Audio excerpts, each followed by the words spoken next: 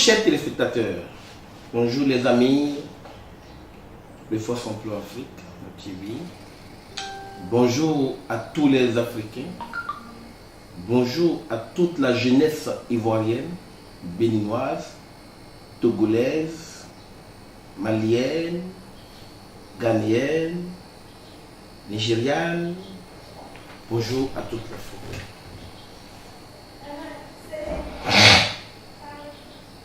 Aujourd'hui, notre énième numéro de dégamage de ce jour sera consacré essentiellement à un fait de société, bien sûr. Moi, j'appelle ça à une activité que la nature ou la vie parfois nous impose. Et je voudrais que vous m'écoutez très religieusement afin qu'on ensemble qu'on fasse un lien entre cet acte que nous avons toujours posé dans le passé, mais qui, heureusement ou malheureusement aujourd'hui, constitue un réel problème pour notre continent, l'Afrique. Cet acte, on l'appelle le mariage. Le mariage avant et le mariage aujourd'hui. Chers téléspectateurs, dégamer, oui, mais dire la vérité autour de ce que nous faisons, c'est une autre chose. Je suis encore vivant, votre serviteur, Dr Aïssou. Je suis encore vivant, je suis toujours là. Et je voudrais qu'ensemble, qu'on regarde autour de nous pour voir ce que je veux expliquer tout à l'heure. J'invite tous les amis de Facebook à me suivre attentivement et religieusement. Et avant, nos parents avaient le style de marier leurs enfants. En Afrique, bien sûr. Pourquoi avons-nous oublié cela au profit du mariage en griffe du blanc, du mariage contractuel? Avant, dès que tu dis oui, c'est un oui. L'Africain comprenait que le oui doit être un oui. Du coup, dès que tu vas demander la main d'une femme auprès de ses parents, ils avaient leur démarche. D'abord, ce n'était pas l'enfant même qui va demander la main d'une femme, va se marier.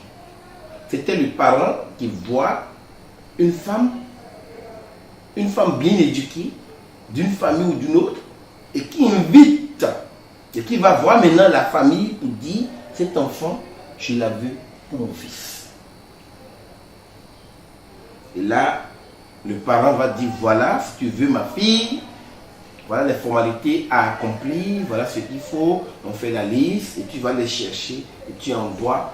C'est ce qu'on appelle, on va d'abord connaître les parents, et après la connaissance des parents, nous aurons maintenant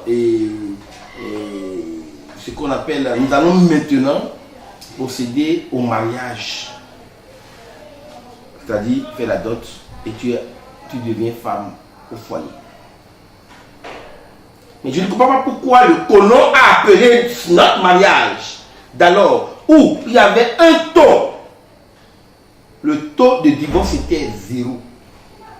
Parce que dès que tu te maries, tes parents te disent en même temps, ma fille, tu t'en vas. C'est ta nouvelle famille. Ici n'est plus chez toi. Et la mère, la femme va faire ses enfants, quoi qu'en soit le problème, les difficultés qu'elle rencontre, elle se dit, c'est chez moi. Comment quelqu'un peut quitter chez lui? Parce que divorcer, c'est quitter ta maison pour retourner en arrière. Le colon, entre parenthèses, le blanc nous amène à reculer, à retourner en arrière avec son histoire de divorce. Au temps de nos aïeux, le divorce était inexistant. on ne divorçait pas du tout. Parce que même si tu retournais de chez ton mari pour la maison, pour ta maison partenaire, ton père te renvoie. Il ne veut même pas entendre ce que tu es venu lui dire. Il a l'obligation de se rapprocher d'abord ou de faire appeler ton mari qui vient donner sa version des faits. D'abord! Excusez-moi, je suis un peu enrhumé. Mais aujourd'hui, nous constatons que nous nous marions le matin, que nous divorçons le soir. Et le taux de divorce continue de grimper. Pourquoi ne pas retourner à l'ancienne école? À l'école de nos parents. Et pourquoi aujourd'hui, le colon, le blanc vient appeler nous notre mariage qui faisait qu'on avait un taux de divorce zéro? Le mariage traditionnel. Donc c'est pour eux qui devient le mariage légal. Moi, je ne suis pas d'accord avec ça.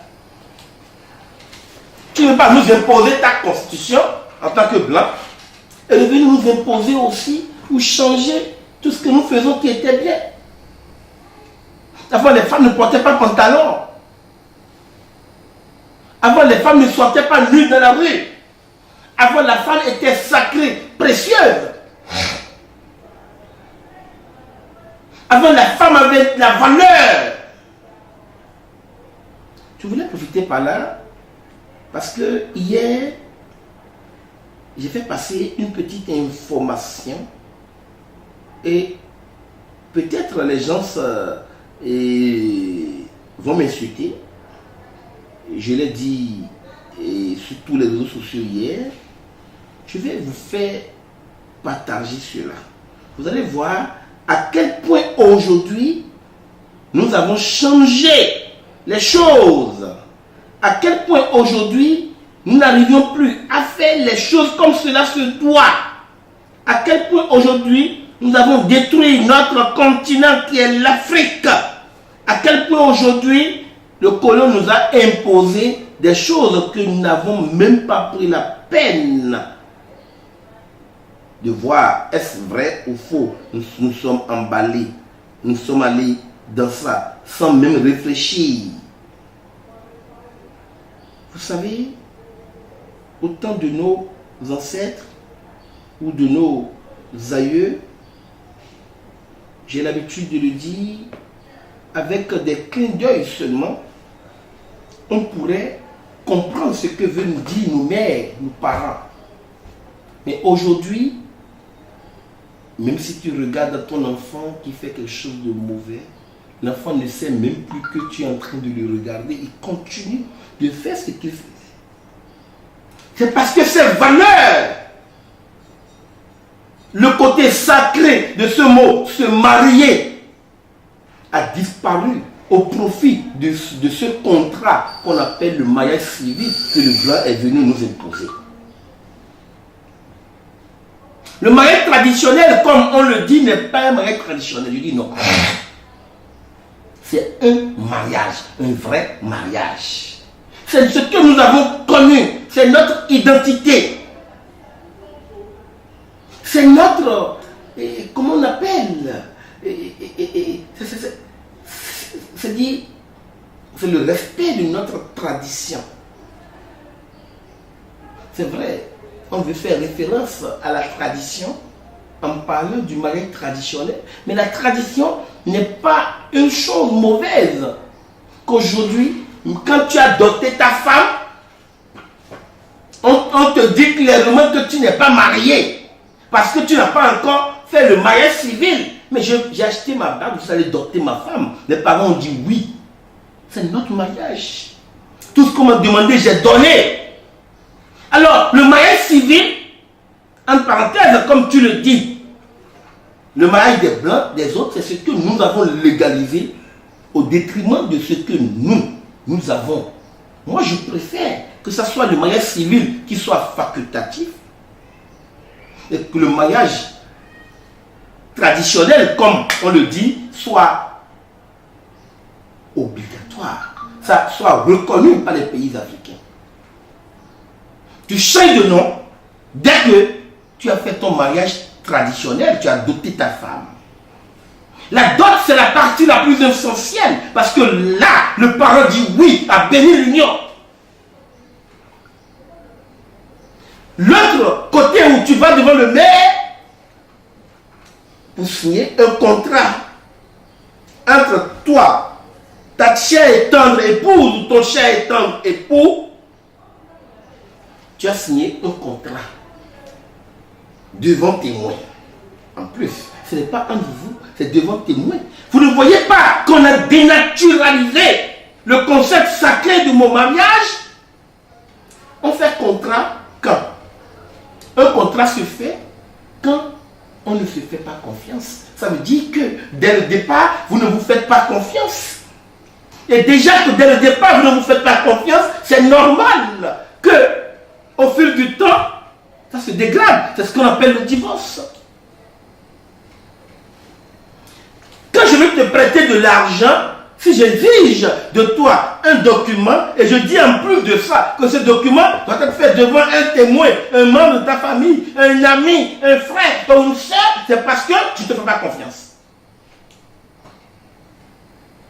C'est parce que je me dis que demain tu peux refuser que je ne t'ai pas prêté de l'argent, que nous avons fait un contrat ou une convention. Mais comment peut-on ramener cet acte aussi sacré qui est l'union de deux familles, l'union de deux personnes qui se sont aimées ou qui s'aiment à un contrat? Le moyen civil, c'est aller faire devant le maire et témoin et de signer papier, un contrat pour dire nous sommes mariés et après on peut déchirer encore ce contrat. Si chez eux les blancs se font ça, c'est parce que c'est adapté à leur niveau de vie. Là-bas, il n'y a plus confiance en quelqu'un. Donc ils se sont imposés cette convention pour dire nous sommes mariés maintenant. Et toi l'Africain, au lieu de prioriser ta façon de faire, la dot, c'était symbolique, c'était bon, c'était la meilleure façon. Où le père donne des conseils à sa fille, la mère aussi. Où dans la famille, tout le monde dit à la femme, tu es mariée, ne reviens plus ici. Aujourd'hui, la situation est tellement dégradée de telle sorte, à telle sorte que, aujourd'hui même là, la dame se marie, dès qu'elle remarque que son mari a commencé à regarder à côté, elle se permet de retourner en famille. La femme n'est pas faite pour sa famille, mais la femme est faite pour construire sa propre famille avec son mari. Dès que tu as dit oui, tu as accepté la dot, tes parents ont accepté la dot, tu es marié légalement. C'est notre identité, ça. C'est là où nous sommes mariés légalement. Ce que le blanc nous a apporté n'est pas compatible avec notre environnement, l'Afrique, avec nos réalités. Ne copions pas tout. Le mariage à l'église, je peux comprendre parce que là-bas, il n'y a même pas un contrat. C'est devant Dieu et devant les hommes. Voilà. Ça, c'est après le maire religieux et en parenthèse que nous appelons traditionnel. On va à l'église, chacun a sa tradition, a sa religion. D'accord. Mais le mariage de la mairie, qui est, c'est-à-dire, et même aujourd'hui, si le mari décède et vous êtes doté, on dit non, tu n'es pas marié, et il n'y a rien, alors tu es brimé. Non, écoutez. Écoutez. Nos États africains doivent faire l'effort. Les États africains doivent faire l'effort de légaliser notre mariage traditionnel. Dès que tu dotes ta femme, elle est ta femme. Si quelque chose arrive, elle a tous les droits. Nous pouvons le faire. J'invite les assemblées nationales de tous les pays africains à prendre acte, à commencer à légiférer le mariage traditionnel, comme l'appelle le blanc, c'est-à-dire la dot, le mariage coutumier, le mariage de chez nous, notre identité. Il va falloir que nous appelions. Commençons par là pour voir s'il y aura des divorces demain. Il n'y aura pas de divorce. Le divorce, la base est faussée. Dès le jour où tu vas à la mairie, c'est vrai, la base est faussée. Je ne dis pas que je ne vais pas aller à la mairie. Je suis allé. Moi. Donc, ce n'est pas normal que tu n'ailles pas à la mairie. Non. Mais je parle plutôt à nos gouvernants qui essaient de légiférer le mariage traditionnel qui est notre identité. j'ai une soeur qui a perdu son mari, on l'a dotée. L'affaire au tribunal, on lui dit, non, on ne reconnaît pas ce mariage. Mais tu es qui pour reconnaître ce mariage? C'est le plus grand des mariages.